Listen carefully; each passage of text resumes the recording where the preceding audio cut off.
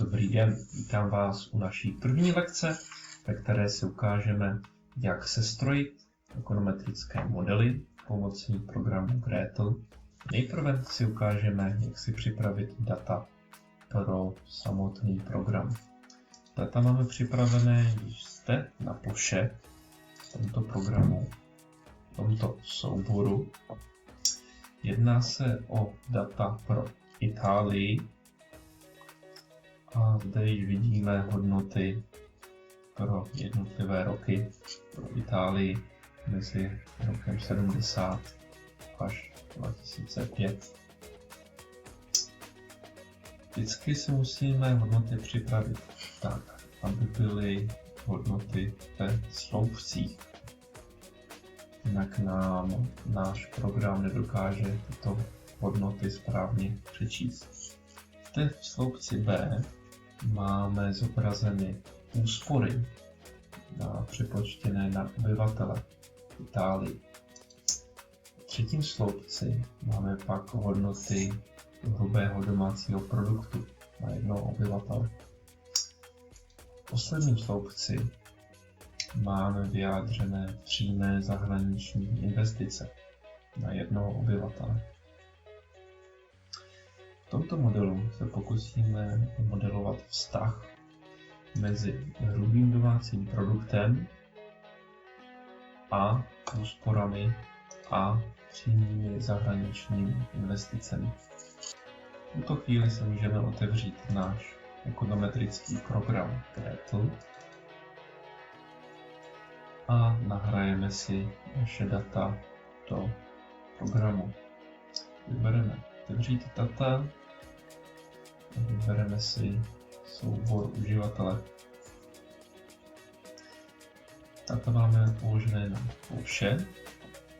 My si musíme vybrat, že nechceme otevřít soubor přímo uložený pro Gretlu, ale chceme otevřít tady ten soubor Excel. Vybereme si náš soubor a otevřeme.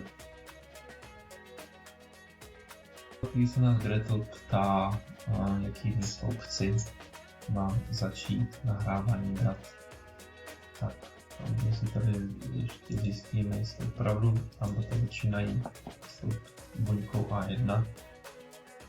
Tomu tak zde můžeme dát tudíž. Nyní se nás Gretl ptá, jakou chceme dát datum formu. V našem případě se jedná o časovou řadu, kde máme roční hodnoty. Kde si můžeme data příslušně označit. Vydáme, ano, chceme interpretovat data jako časovou řadu. Jedná se o časovou řadu před, jedná se o roční časovou řadu, dáme před a první pozorování v roce 1970. Dáme před a tady se nás Gretlu ptá, že chceme mít tento časový úsek. Dáme ano, použít. Nyní se můžeme pro kontrolu naše data zobrazit. Klikneme si na jednotlivé proměnné.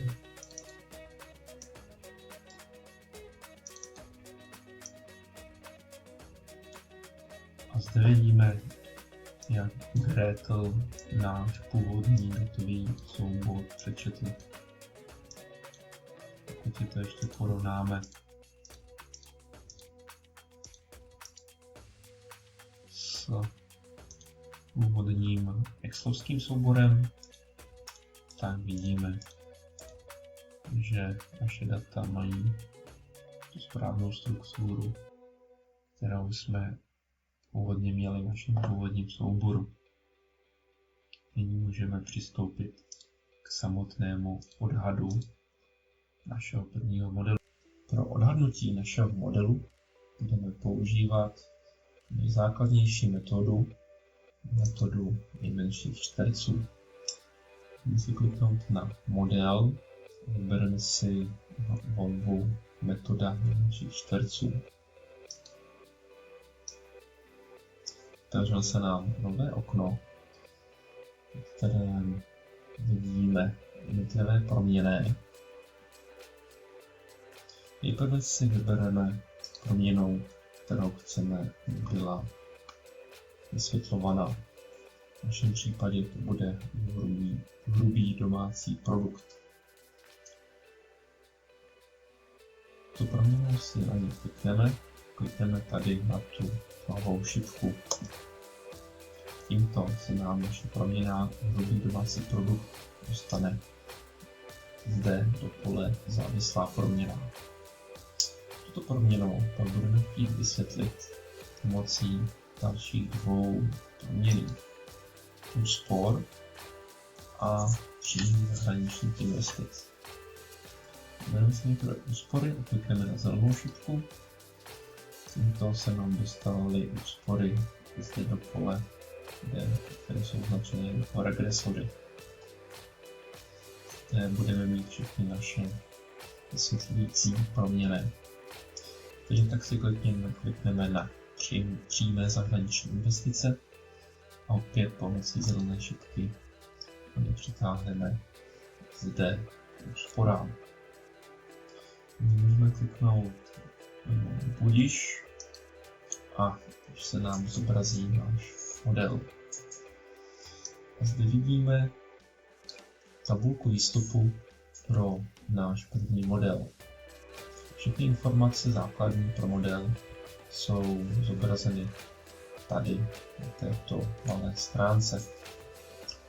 Vidíme tedy, že jsme vysvětlovali, použili proměnné mezi roky 70 až 2005. Dohromady máme 36 let pozorování. Proměnná, která je vysvětlována, je hrubý domácí produkt na obyvatele Itálii. Proměnné, které jsou použité jako vysvětlující, jsou přímé zahraniční investice, úspory a zde vidíme konstantu. Ta konstanta modelu má jednoduchou funkci, protože ve všech letech, ve všech pozorováních má konstanta stejnou hodnotu. V našem případě zde minus 373. Vraťme se ale k vlastní tabulce samotné. Pokud chceme zjistit, jaké proměnné modelu jsou významné, tak se vždycky musíme podívat tady na ten poslední sloupec, který je označen jako p-hodnota. P-hodnota má pro proměnné takovou funkci, že nám říká, při jaké hladní významnosti jsou proměnné modelu významné. V našem případě budeme používat hladinu významnosti 5%. Budeme teda v modelu používat takové proměnné, jejichž p-hodnota bude nižší jak 5%, neboli 0,05. V našem případě jsou všechny proměnné takového charakteru, jejich p-hodnota všech tří proměnných je nižší jak 5%.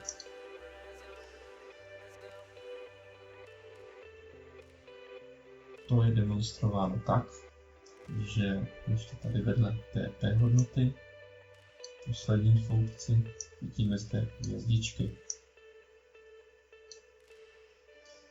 Všechny proměnné, které jsou významné při hladině významnosti 5%, mají u sebe uvedeny hvězdičky 2. Pokud bychom chtěli být ještě přísnější, tak si můžeme vytyčit hladinu významnosti 1%. V tomto případě by u proměnných měly být hvězdičky 3. Pokud bychom naopak chtěli snížit statistickou významnost našeho modelu, tu samotnou přísnost, při které bychom se rozhodovali, jestli proměna je nebo není významná, z 5% na 10%, pak by u proměnných hvězdičky, například byla hvězdička jenom 1.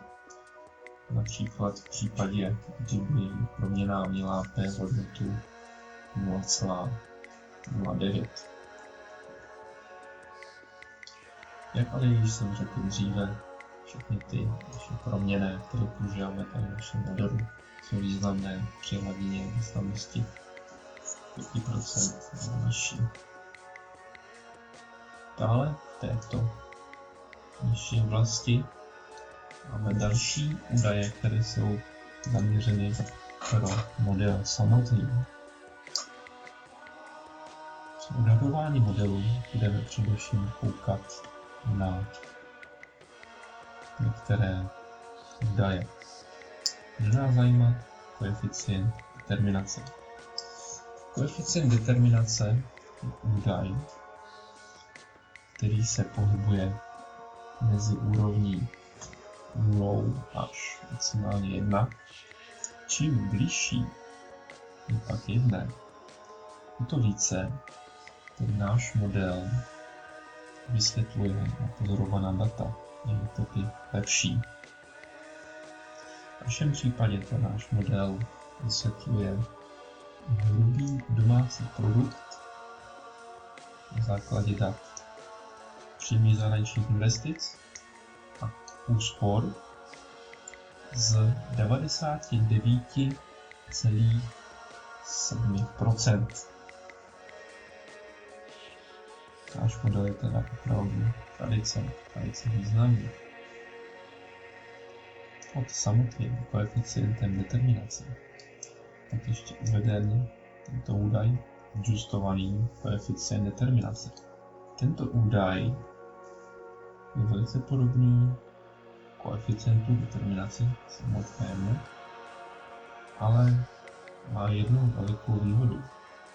V momentě, kdyby jsme měli různé modely, v různých modelech by byl různý počet proměnných, tak bychom nemohli porovnávat modely mezi sebou pomocí koeficientu determinace, ale právě pomocí adjustovaného koeficientu determinace, který dokáže porovnat více modelů mezi sebou, pokud mezi těmito modely je různý počet proměnných. Dále pak ještě budeme koukat na F-test a p-hodnotu F-testu. Pomocí F-testu pak zjistíme, jestli model celý je statisticky významný či nevýznamný. Pokud tady pracujeme opět s hladinou významnosti 5%, tak nás bude zajímat, jestli p-hodnota F-testu je pro naše modely nižší, tak právě 5%. Pokud tato p-hodnota bude vyšší, jak naše hladina významnosti, tak náš model bohužel významný statisticky není. Nyní, když jsme získali statistický výstup, který ukazuje, že náš model je statisticky významný, že prošel základními parametry, tak si můžeme udělat rovnici, která nám bude náš model demonstrovat. Jsme modelovali závislost hrubého domácího produktu a úspor a přímých zahraničních investic. A také se nám v modelu vyskytovala konstanta. Zde vidíme návrh našeho modelu. Zde máme HDP, která je vysvětlovanou proměnou. Zde to bude mít konstantu. Zde pak máme proměnu úspor, která je vysvětlující proměnou. Přitom samotné úspory jsou násobeny jistým specifickým koeficientem, který je uveden zde v tabulce výstupu.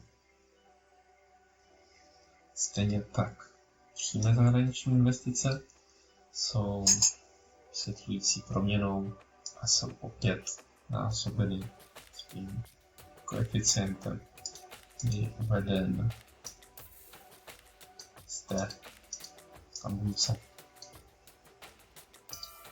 Pak se nám ještě v modelu objevuje zde chybová složka.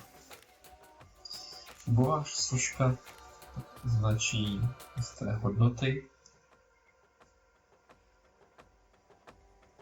které jsme pro původní data nedokázali plně vysvětlit.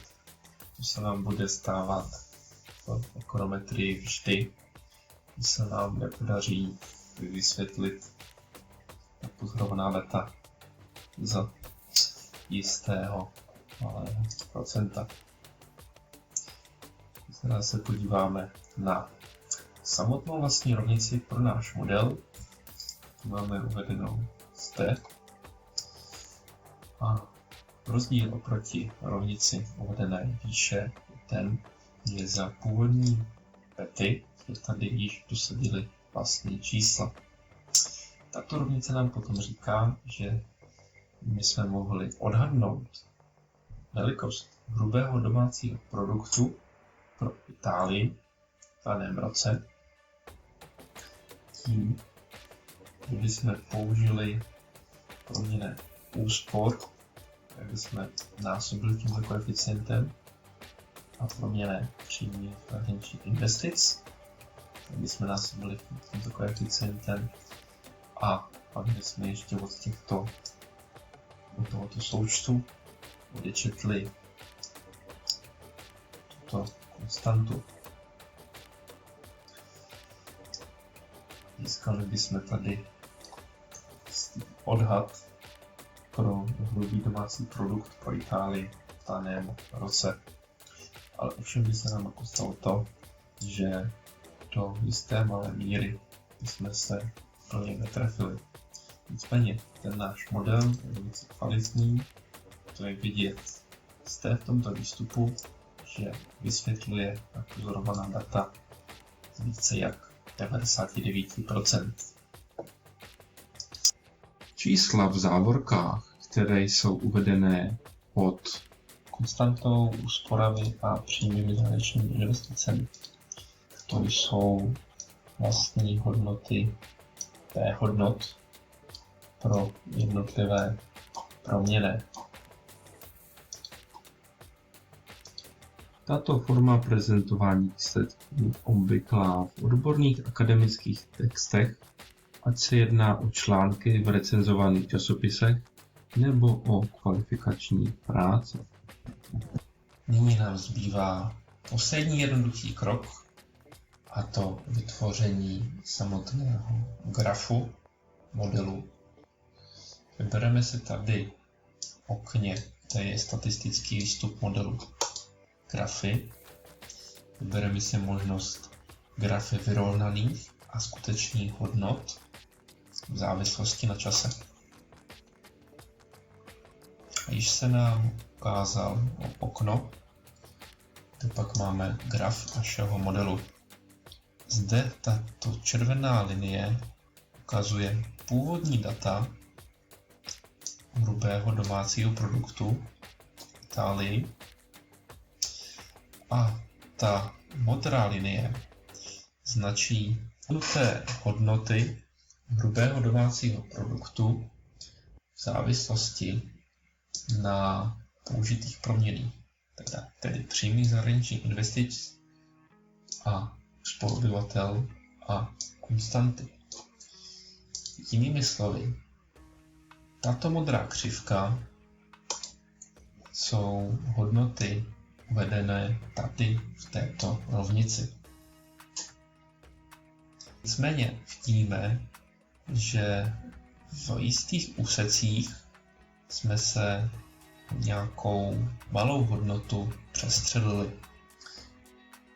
Ten rozdíl mezi vlastními původními daty a odhadnutými daty je pak samotná chyba modelu.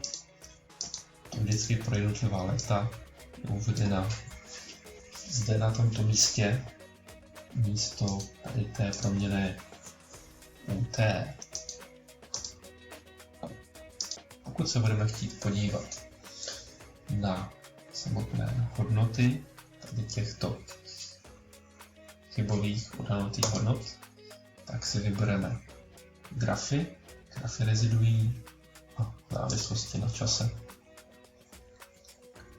Takhle oba dva ty grafy vzít vedle sebe a tato červená křivka vám pak ukazuje jednotlivé rozdíly, jednotlivé chyby na pozorování, které jsme zaznamenali.